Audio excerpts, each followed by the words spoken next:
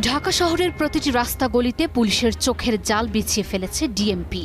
৫০টি থানার পুলিশ সদস্যরা সতর্ক অবস্থানে, কয়েকশো পুলিশ সদস্য টহল দিয়ে ঘুরছে। ডিএমপির সব থানা পুলিশ সহ ৭,০০০ পুলিশ সদস্য রাস্তায় মহড়া দিয়েছে। আর এসব কিছুই ১৩ই নভেম্বরকে ঘিরে।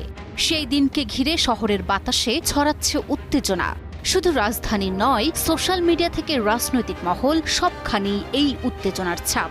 কি হতে যাচ্ছে ১৩ই নভেম্বর, যার জন্য ব্যাপক প্রস্তুতি সহ সতর্ক অবস্থানে পুলিশ?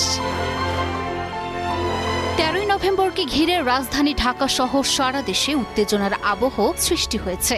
সাম্প্রতিক সময়ে সামাজিক যোগাযোগ মাধ্যমে ঢাকা লকডাউন কর্মসূচি ঘোষণা করেছে কার্যক্রম নিষিদ্ধ আওয়ামী লীগ। লাখ লাখ মানুষের গণসমাবেশ ঘটিয়ে বিশৃঙ্খলা সৃষ্টি, যানবাহনে অগ্নিসংযোগ ও অপতৎপরতার গুঞ্জন ছড়িয়ে পড়েছে। তবে আইন শৃঙ্খলা বাহিনীর কাছে কোনো নিশ্চিত তথ্য নেই।